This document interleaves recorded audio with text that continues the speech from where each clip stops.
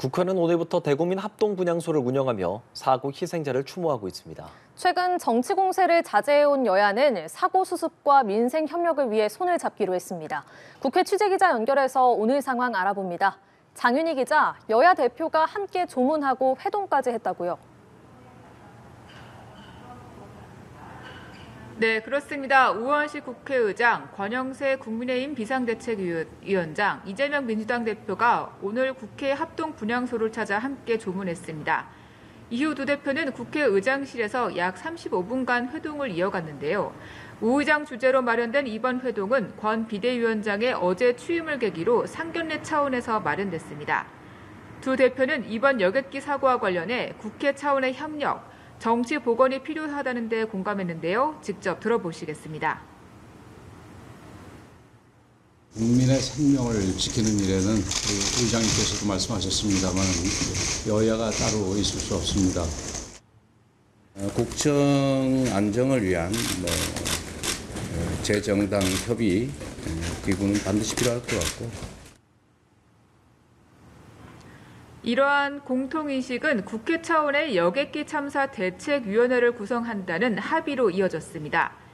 여야 정당이 각자 TF나 특별대책위원회를 꾸려 참사 대응을 하는 것보다는 함께 움직이는 게 좋겠다는 공감대가 모아진 겁니다. 민생 문제를 다루기 위한 국회와 정부 간 국정협의체도 조속히 가동하기로 했습니다. 이 협의체는 우원식 국회의장, 여야 대표, 최상목 권한대행 체제로 구성되고 협의체 세부 내용은 양측 원내대표가 협의하기로 했습니다. 협의체에서는 이재명 대표가 제안한 추경 편성도 검토하는 것으로 논의되었다고 양측 배석자들은 전했습니다. 네, 여야 간 시각차가 뚜렷한 헌법재판관과 특검 문제에도 해법을 찾을 수 있을까요? 또 윤석열 대통령 체포영장 발부를 둘러싸고 대치전선이 부활할 조짐도 보였다고요?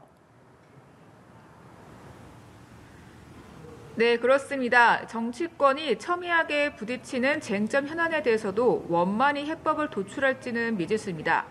국민의힘은 여전히 헌법재판관 임명과 특검법에 반대 입장을 고수하고 있는데요.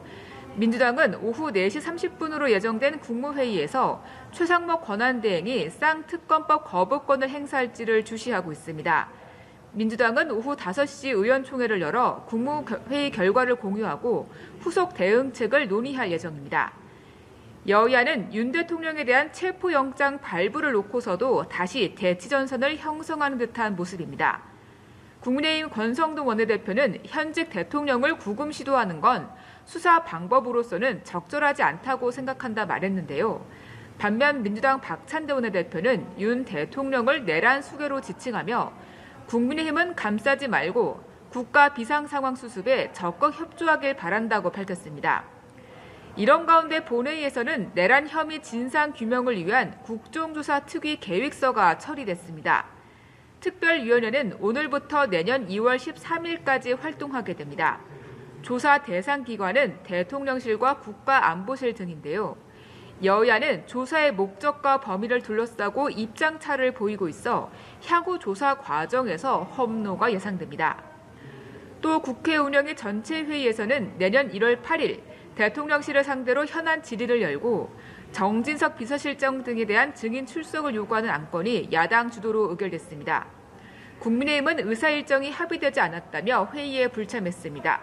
지금까지 국회에서 연합뉴스TV 장윤희입니다.